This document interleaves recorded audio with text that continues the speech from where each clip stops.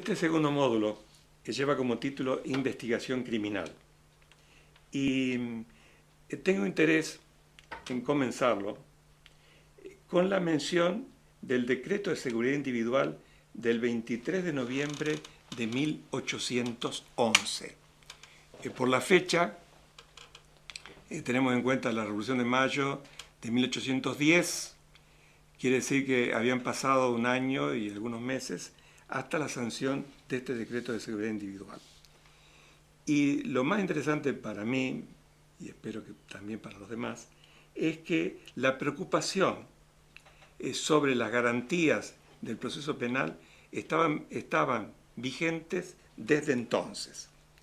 Este decreto dice, en términos generales, que ningún ciudadano puede ser arrestado sin prueba, o al menos semiplena prueba o indicios de crimen, que se hará constar en proceso informativo dentro de los 3 días perentorios, dando conocimiento al reo de la causa de la detención y remitiendo los antecedentes al juez. Si ustedes prestan atención a ese texto, lo leen luego en la filmina, van a ver que se asemeja mucho a los textos actuales de los códigos procesales que están rigiendo en las provincias desde hace poco tiempo. Porque está dando una idea de lo que hoy llamamos investigación penal preparatoria. O sea, está dando la garantía de que nadie puede ser arrestado sin prueba, o al menos semiplena prueba o indicio de crimen. Pero además, se tienen que hacer constar, de acuerdo a este decreto, se tienen que hacer constar en un proceso informativo. O sea, no es solamente la detención, sino que tiene que hacerse constar los elementos que se hayan obtenido.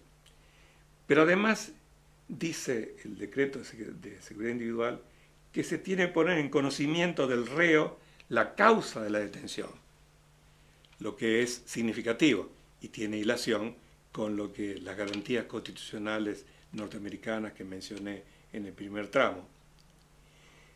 Darle conocimiento al reo de la causa de la detención y además ponerlo a disposición del juez con sus antecedentes.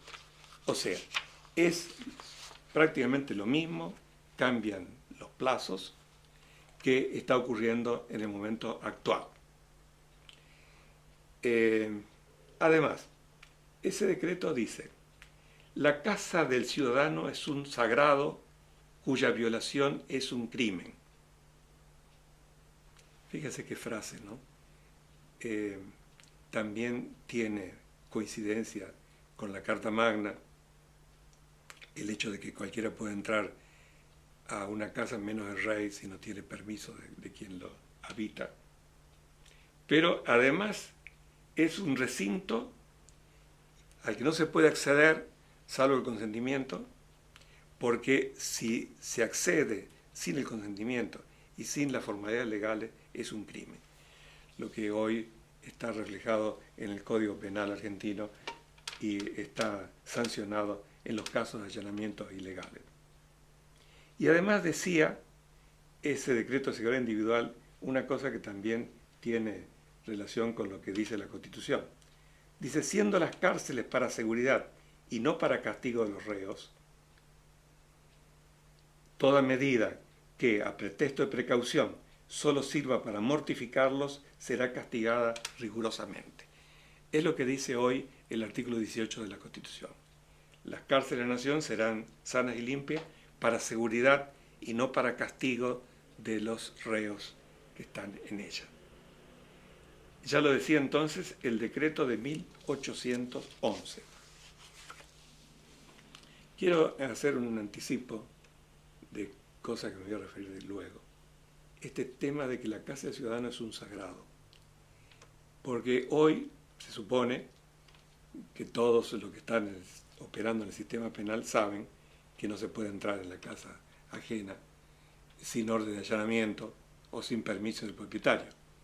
Pero hoy existen medios electrónicos que permiten ingresar, escuchar a través de las paredes qué es lo que ocurre en el domicilio de una persona.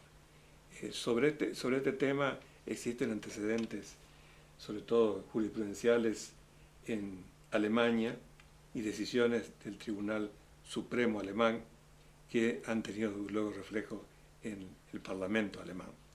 ¿Hasta qué punto el Estado puede, con medios electrónicos, penetrar en el domicilio para escuchar, para saber qué pasa allí? Yo desearía que estos principios básicos resplandezcan siempre. Y para eso en la República Argentina tenemos normativas para la actuación de la policía, del Ministerio Público Fiscal y del juez de instrucción en aquellos lugares donde permanezca la figura del juez de instrucción. A esta normativa se deben ajustar los funcionarios, tanto la policía, obviamente, que no puede hacer lo que no le permite la ley, solamente puede hacer lo que la ley le permite, el investigador del Ministerio Público Fiscal, que está en la misma situación, no obstante la preeminencia que hoy tiene en los sistemas acusatorios o adversariales, el Ministerio Público Fiscal está constreñido también a actuar conforme a la ley. Y el juez de instrucción, obviamente, en aquellos lugares donde permanezca. Quise agregar una referencia a la flagrancia, porque nuestro procedimiento penal, en las provincias que han actualizado sus reglas, habla de la flagrancia. Y la flagrancia tiene gran importancia porque permite la aprehensión de la persona, tanto por la autoridad como un particular. Y consecuentemente hay que saber qué es la flagrancia para evitar que no exista y que se la utilice esta expresión para violentar los derechos individuales. Y esta palabra flagrancia viene de flagra, que es arder. Quiere decir que está pensando en algo que está ardiendo en ese momento, en una leña, supongamos, ardiente. Entonces, solamente el procedimiento de flagrancia es aplicable y admisible cuando efectivamente el sujeto está cometiendo el delito, fundamentalmente cometiendo el delito, o inmediatamente después de cometido, hasta que se pueda ausentar del lugar en que el hecho aconteció. Sería también ilegal invocar flagrancia si no la hubiese, justamente para evitar tener que sostener las garantías del imputado en esta forma de investigación.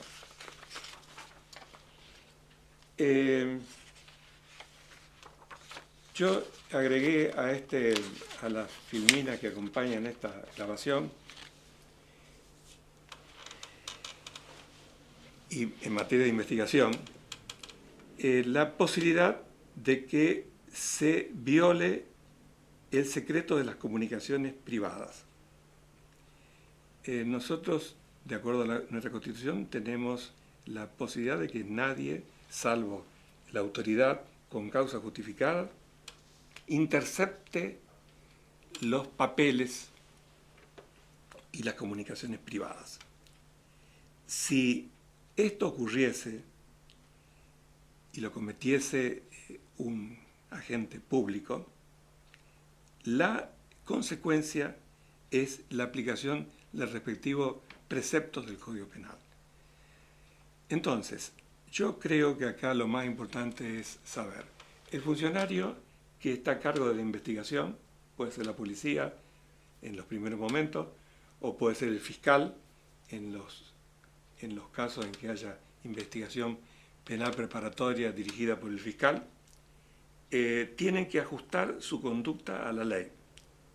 Si no lo hiciesen, no solamente infringirían la ley, sería materia de nulidad lo que hayan hecho fuera de la ley, sino que estarían sometidos a la posibilidad de un proceso penal, a su vez ellos, por infracción de las disposiciones del Código Penal.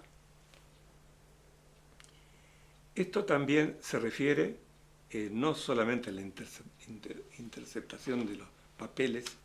Hoy el papel tiene relativa importancia porque ha sido sustituido por la informática en gran medida, sino que también las comunicaciones informáticas o digitales a través de Internet, a través del correo electrónico, a través de cualquier otro mecanismo, no pueden ser interceptadas por el Estado, salvo razones que la ley autorice.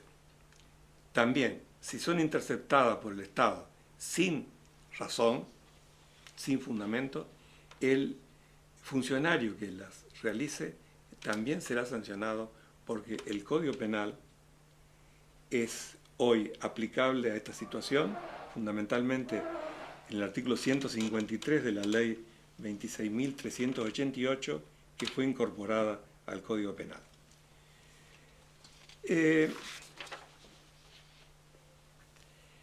Con respecto a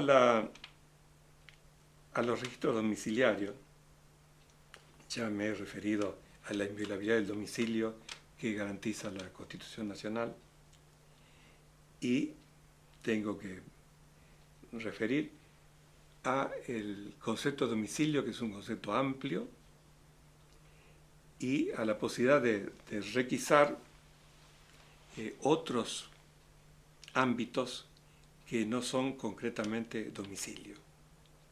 En este sentido, también hay que remitirse a lo que dice la ley, por ejemplo, en las requisas a los automotores. Si es posible la requisa de los automotores, será posible en la medida en que la ley lo habilite y que haya necesidad de hacerlo, obviamente. Si se produce una requisa ilegal, no solamente estaría violándose la ley, consecuentemente sería sancionado el funcionario que la realice, sino que estarían violándose los principios constitucionales a los que ya me he remitido. Con respecto a la extracción de sangre y a prácticas similares, también existe la necesidad de someterse el funcionario y someterse el individuo a lo que diga la ley. En primer lugar, tiene que existir obviamente el consentimiento, y sin el consentimiento hay disenso, y entonces la posibilidad de hacer una extracción de sangre contra el consentimiento del interesado ya está entrando en la posibilidad de invadir el propio cuerpo, y por supuesto ante el riesgo de estar dañando garantías constitucionales. Nosotros estamos viviendo un momento difícil, no solamente en nuestro país, sino en el mundo, sobre todo por la inseguridad tan grande que se manifiesta, y fundamentalmente porque aparecen hechos que conmueven a todos, como son los casos de ataques terroristas. Y esta circunstancia relativamente moderna, expansiva, a raíz de la utilización de medios de prensa, hace que los países estén modificando sus legislaciones para posibilitar el descubrimiento previo de estas maniobras, fundamentalmente las maniobras terroristas. La idea que a mí me preocupa, que le quiero transmitir a ustedes para que en su momento lo analicen, es que aquel tema que hizo popular Jacobs con su concepción del derecho penal del enemigo, él decía que era descriptivo, que no se hacía cargo ni apoyaba aquellas reglas que están en cierta forma impulsando la legislación contra el enemigo. Pero la idea básica, que yo quiero señalar y espero que se respete, es que cualquiera sea el peligro que sufra la humanidad con estas maniobras de grupos extremistas, no tiene que significar resignar derechos individuales. Entonces, todo aquello que pueda significar un peligro para las garantías tiene que ser eliminado. La idea básica, repito, mi idea básica es que el derecho está para reducir el papel del Estado y para garantizar la libertad. Si eso no es posible, no hay ninguna situación de necesidad que avale semejante retroceso en la historia de la civilización jurídica del mundo. Bueno, con esto entonces doy por terminado este segundo video del módulo.